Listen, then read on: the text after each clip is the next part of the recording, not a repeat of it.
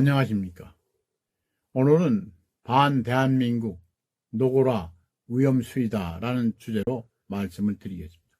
서울 강북구 수유동 국립 4.19 민주묘지에 가보면 4.19 혁명 정신을 자유, 민주, 정의라고 새긴 비석과 함께 노산 이은상 시인이 쓴 글을 담은 4월 학생혁명 기념탑도 서 있습니다. 그 기념탑에는 부정과 불의에 항쟁한 수만 명 학생 대열은 의기의 힘으로 역사의 수레바퀴를 바로 세웠고, 민주재단에 피를 뿌린 185위 젊은 혼들은 거룩한 수호신이 되었다고 적고 있습니다. 광주광역시 북구 운정동 국립 5.18 민주묘지에는 김준태 시인의 시가 적혀 있습니다. 아 광주요, 아 통곡뿐인 남도의 불사조요 불사조요 불사조요. 해와 달이 곤두박질 치고 이 시대의 모든 산맥들이 엉터리로 우뚝 솟아 있을 때, 그러나 그 누구도 찢을 수 없고 빼앗을 수 없는 아 자유의 깃발이요, 살과 뼈로 응어리진 깃발이요 라고 외치고 있습니다. 그런데 여러분, 가끔 대한민국에선 이 자유와 민주의 목숨을 바친 영령들도 통곡할 사태가 잇따라 벌어지고 있습니다. 참으로 위험천만한 일입니다. 더불어민주당 출신인 윤미향 무소속 의원의 행태가 바로 그런 예입니다. 윤 의원은 지난달 24일 남북관계 토론회를 국회에서 열었습니다. 그런데 토론회 내용을 보면은 그것이 마치 평양 만수대의 사람들이 모인 장소가 아닌가 하는 의심이 들 정도였습니다. 대한민국에서, 그것도 국회에서 북한 김정은이 전쟁관을 편드는 토론회가 열렸기 때문입니다. 참으로 어처구니 없는 일이 벌어졌던 것입니다. 그날 첫 번째 연사로 나온 김광수 부산 평화통일센터 하나 이사장이라는 사람이 이렇게 말했습니다.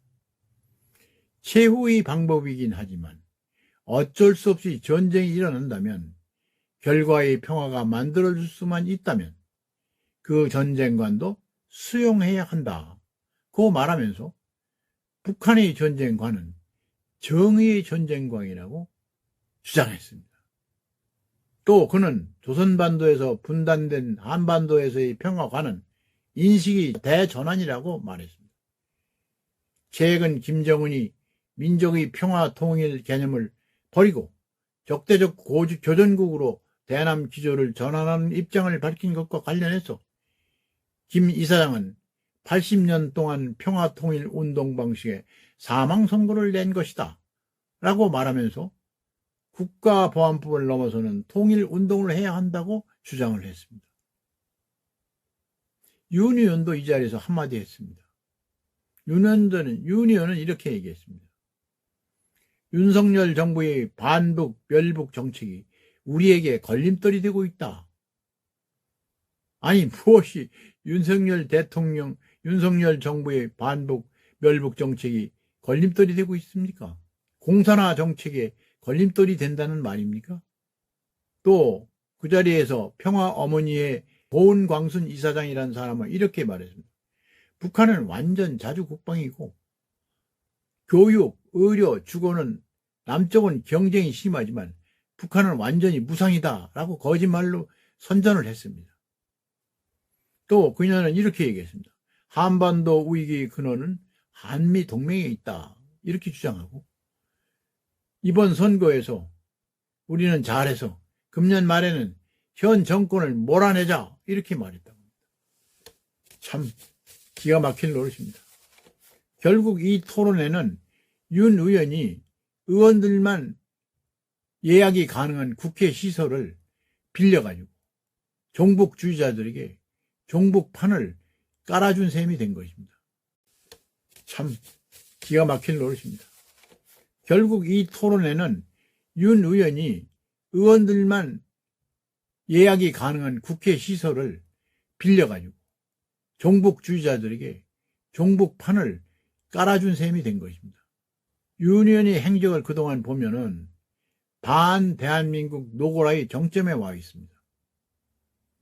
그가 대부분이 반국가단체라고 확정한 제1번 조선인 총연합회의 간도 대지진 조선인 학살 100년 도쿄 동포 추모 모임에 참석했을 때 그의 반대한민국 노고라의 정점이라는 것은 드러났던 것입니다. 이런 북한식 행사 참석에 앞서서 김현은 편의 제공을 요청했다고 합니다. 외교부는 이 편의 제공 요청을 받아들여서 주일 한국 대사관으로 하여금 외교관이 공항에 나가 입국석을 밟아주고 또 숙소까지 대사관 차량을 이용해서 모셔다 드렸다고 합니다. 추모 모임에서는 무슨 얘기가 나온 줄 아십니까, 여러분? 조청년 간부가 대한민국 정부를 남조선 괴뢰도당으로 불렸다고 하는 보도입니다. 참으로 한심한 작태입니다. 아시다시피 조청년은 조선노동당 일본 지부입니다. 간부는 북한에서 교육받고 온 확신범입니다. 그리고 김정은이 혁명투사들입니다. 그들이 행사에 대한민국 국민이 뽑은 대표가 가는 것 자체가 국민을 배신하는 행동입니다. 국회의원들은 불체포 특권에 면책 특권을 비롯해서 연간 1억 5천만 원대의 세비와 억대 후원금, 입법 활동비 수천만 원, 보좌진을 9명까지 두고 있습니다. 유류비, 차량 유지비 등 200가지가 넘는 특혜를 누린다고 합니다. 그런데 윤희원은 그 특권의 일부를 조청년을 위해서 거기에 행사하는 데 동원했던 것입니다. 있을 수 없는 일입니다. 같은 날 대한민국 정부가 또 민단이 개최한 행사가 있었습니다. 제100주년 관동 대진인 한국이 순환자 기념식입니다. 여기에 김 의원은 예면했습니다. 그래놓고 한다는 소리가 민단 추도 행사 사실을 들었지만 초대받지 못해서 안 갔다. 이렇게 거짓말을 했습니다.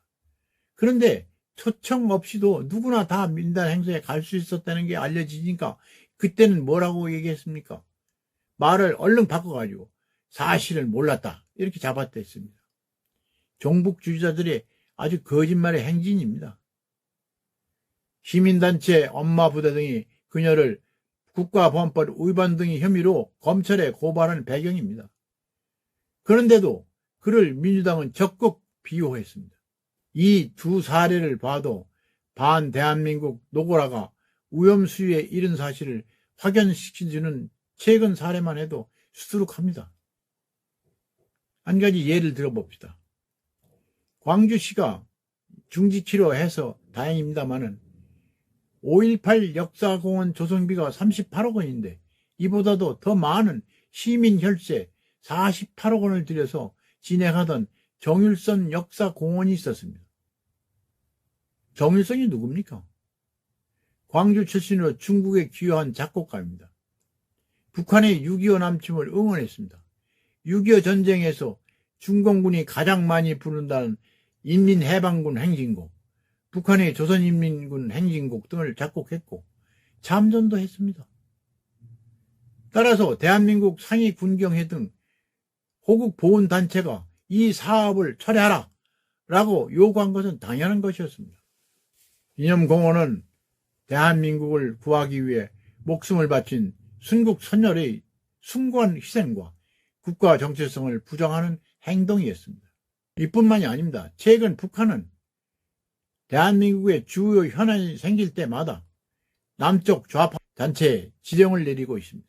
정보당국에 따르면 윤석열 정권 퇴진과 윤 대통령 탄핵 위기 조성 등 투쟁 목표라든가 시위 장소 등까지 지정해 준다고 합니다. 국가의 위험 신호가 켜진 셈입니다. 여러분, 국민 모두 민주 영령들이 통곡을 가슴으로 경청하고 이제 경각심을 가져야 될 때라고 생각합니다.